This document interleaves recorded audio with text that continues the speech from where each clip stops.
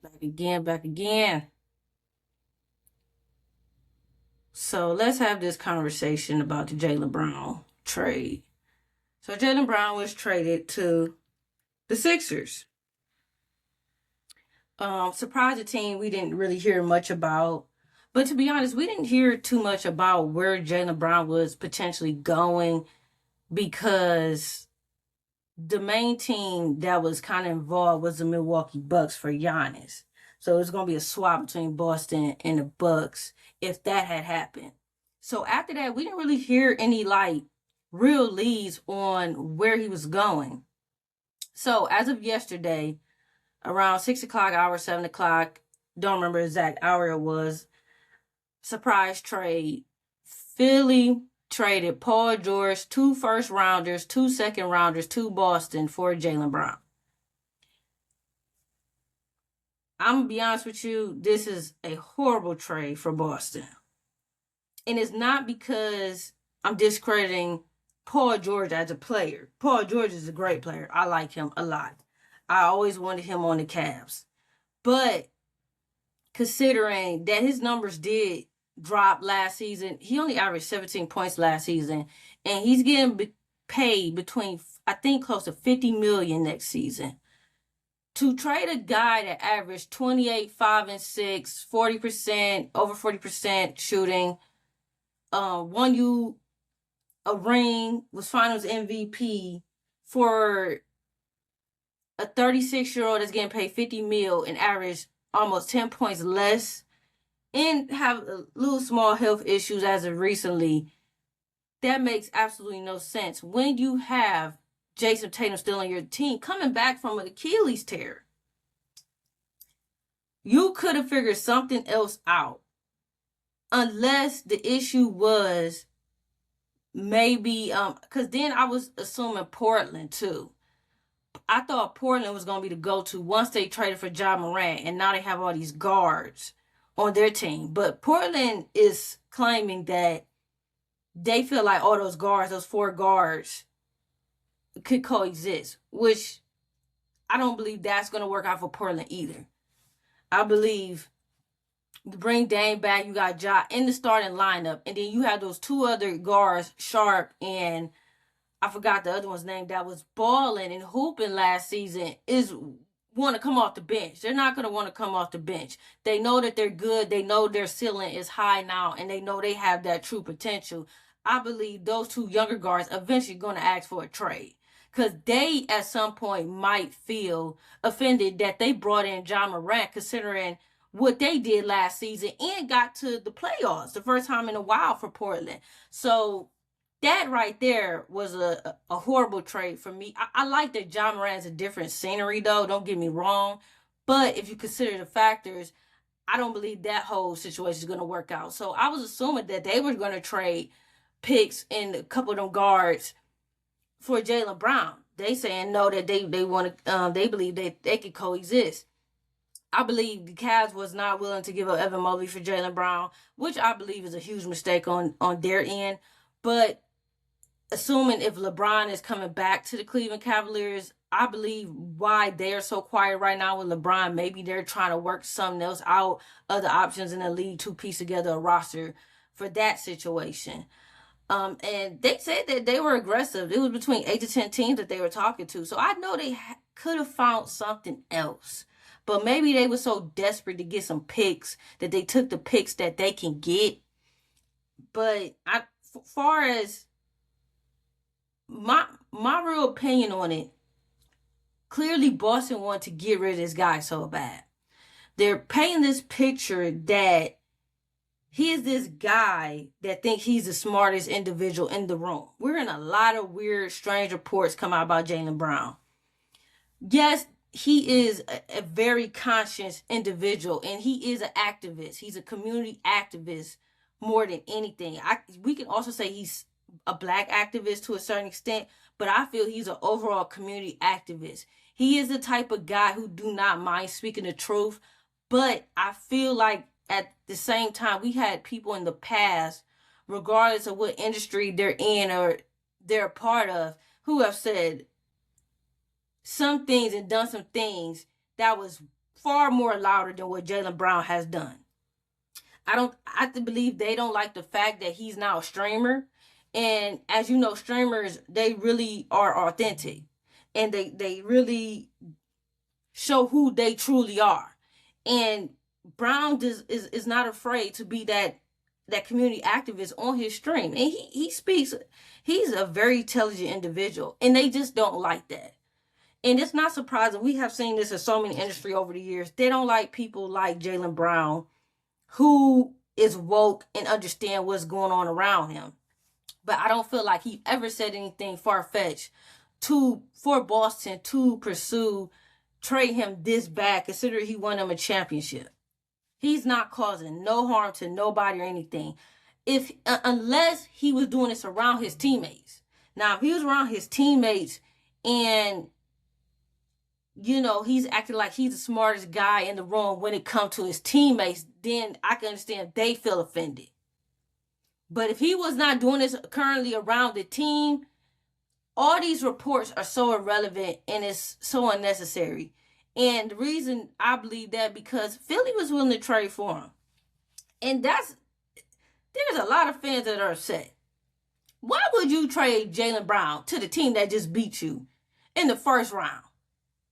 If he's that bad of a person, why did you do that? Boston has no idea what they're doing. They have absolutely no clue.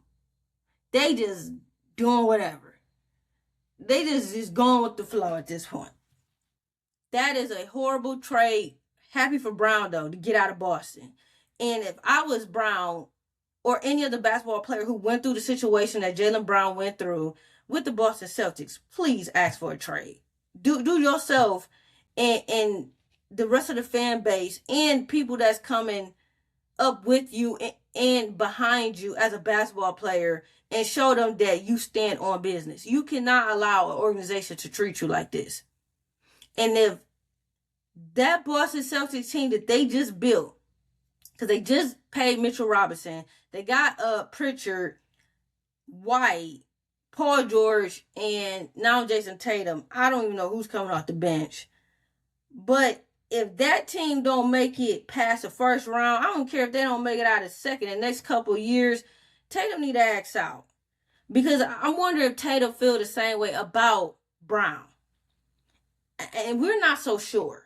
We're not sure. He's not an individual who really speaks out in public about anything. So, in my honest opinion, I don't believe Tatum feel this way about Brown. I believe he has nothing but love and respect for him. I believe he still wanted to play for him. But if Boston don't make no noise in the next 2 years, because then you got to remember, Paul George is 36. So his window is very short. So then who are you going to have on this team with Tatum to win in the future? Tatum is not even 30 yet. Tatum need to ask out. And I believe it's going to come to that. Either they're going to end up trading Tatum or he's going to ask out. And when that day comes, I will rejoice, because Boston is showing their true colors and what they stand for. Nonsense. Like stuff like this. Jaylen Brown frequent Twitch streams cause a headache. How? If you go to I'm going to go to his page and show the type of things that he talks about.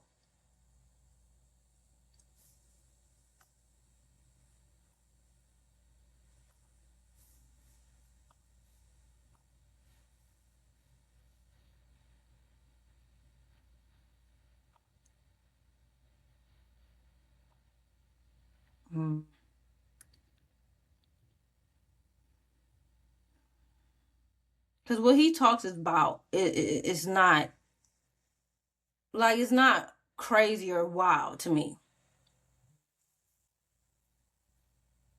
Watchtower in the middle of the prison.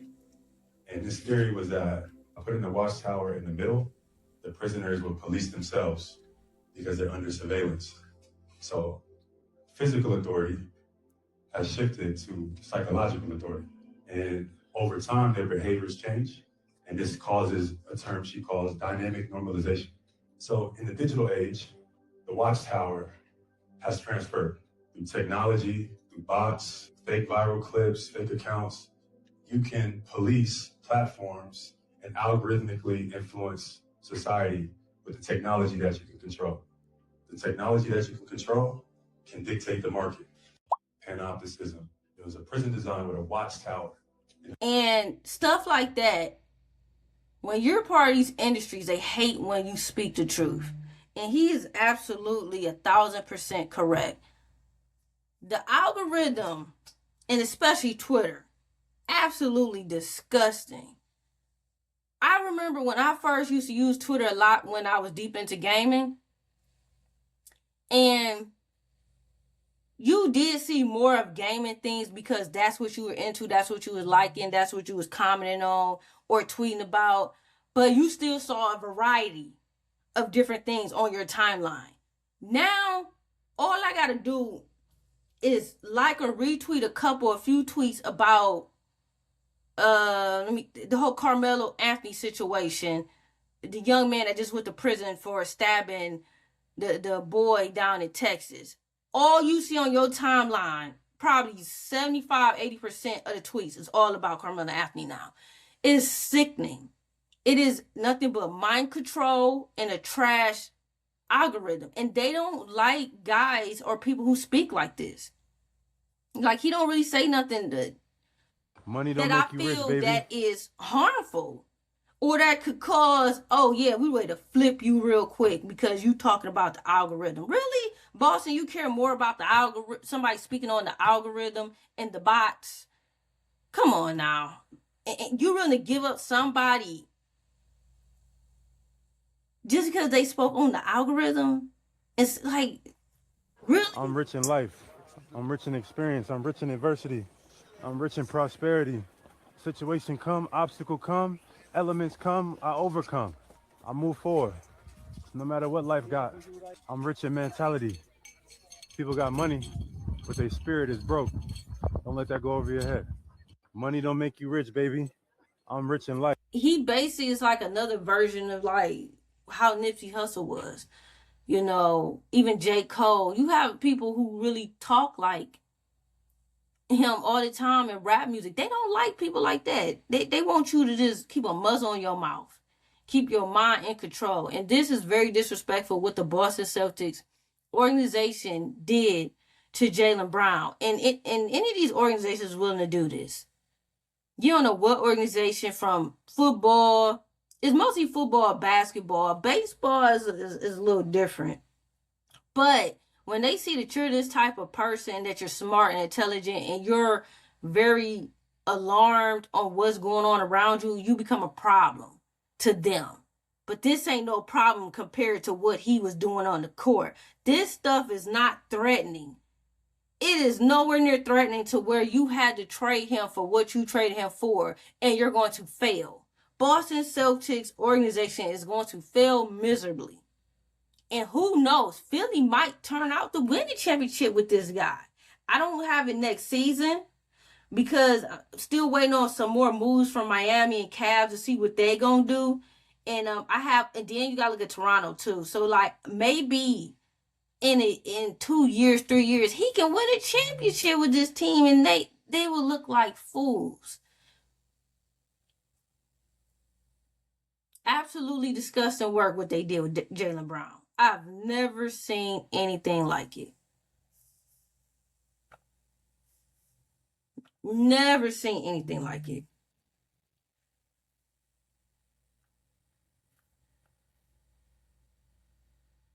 Horrible. Horrible, horrible, horrible. But happy that Brown was in a better situation. It was time for him to go out of Boston. Now, far as the Cavs, they're reporting that LeBron is taking his slow time with announcing where he's going. So back to what I said before, I believe he already knows exactly where he's going. I believe he's working with whatever that team organization to figure everything out. Or he could be waiting for more moves to be made, but I doubt it. It seemed like he's planning for the farewell tour because they said that he's in talks with a company to film this whole season. So it sounds like, and they said they're up in Akron doing this. So this looked like he's planning his last season and getting ready to retire. So he's doing the farewell tour. Open your notebook for us. What is the up-to-the-minute latest on LeBron and his future? After LeBron James' decision to leave the Lakers on Tuesday, he returned back to the golf course. And so clearly LeBron James is not in a rush right now to make a decision. He's evaluating everything, but his biggest priority in all this is finding a team where he feels like he's going to have a chance to play meaningful basketball, compete for a championship. My understanding is this will not be a financially driven money decision. And so his agent, Rich Paul, has been getting about a dozen pitches ever since free agency opened at 6 p.m. Eastern time on Monday. But when I talk to teams around the league, 3 stand out during this process. That's the Golden State Warriors, Cleveland Cavaliers, and the Miami Heat. So LeBron James will take probably the next few days to sift through all that, figure out exactly. Golden State is not in the running. After with the West Coast, those West Coast teams and what they did to improve their rosters from Minnesota, San Antonio added another player, somebody with experience, veteran experience. He's not a champion, but he has very veteran experience, and he's very mature, and Tobias Harris. And so they didn't subtract anything, which is good. OKC did make some moves, but I don't think they did anything to me in my eyes that really improved their roster. But they're still a good team, But Phoenix and Minnesota, even Portland and Houston as well. All 4 of them teams made nothing but moves to improve their roster to compete for a championship. Then you got to consider the other 2 teams that was in the conference finals last year. You got about 6-7 teams deep that can compete for a championship, and you don't know which direction it'll go. I do not see him planning nothing with the Golden State Warriors. I believe this is all hype from the media, and it's trash. I believe this is really between Cavs and maybe Miami Heat could be in the question, but that's about it. So like I explained to my colleagues as of recently, I didn't believe LeBron would come up with no decision this week at all, or Cavs making their move this week at all either. I believe that they did their due diligence checking in on what Bucks wanted for Giannis and what Celtics wanted for Brown. But I don't believe they were as serious for those 2 individual players. So I believe there's something else, because you do have to consider the fact that we do have to fill out our bench and our role players as well. So you just trading straight up for a Giannis or a Jaylen Brown. You still got to fill the other spot. So they could be looking to get that star player and fill other spots, which they need. We have 2 players that walked away, and they're trying to get rid of a couple contracts as well. Now, a team to not sleep on, who they could be negotiating with, and I don't think they're doing it right now, and I don't think it's going to happen this week exactly, or it could happen in the next couple weeks. It could be the Denver Nuggets. Denver is in the West Coast, of course. Like I said, a lot of teams made a lot of moves to put them in a better position winning-wise. Denver only made 1 move so far, and that's signing Jonathan Isaac. So this is my prediction. No, it wasn't Isaac. It was Marvin Bagley. That's the only move they made. They're expected to offer Peyton Watson a contract in the $28-30 million per year range. So this is, if you see something like this, because that's a lot of money for Peyton Watson, in my opinion. I don't remember what he averaged last year. But when you see reports like this, because he is younger, and then you see him add Bagley, and then you hear reports of them trying to trade for Brown, give up Murray. I think Cam, maybe they would have thrown Eric Gordon or something. I don't know. I believe Denver is going to go the route where they're going to rebuild. I believe that's what's coming next. But I don't think it's going to happen this week. I believe it might ramp up over the next week or 2. But they said Nikola Jokic is the only one on the roster that is untouchable. We can't believe that, but I can't be so sure on that. Especially if you see something like this, a report on the 25th, that they're expected to offer Peyton Watson $30 million. That's a lot of money.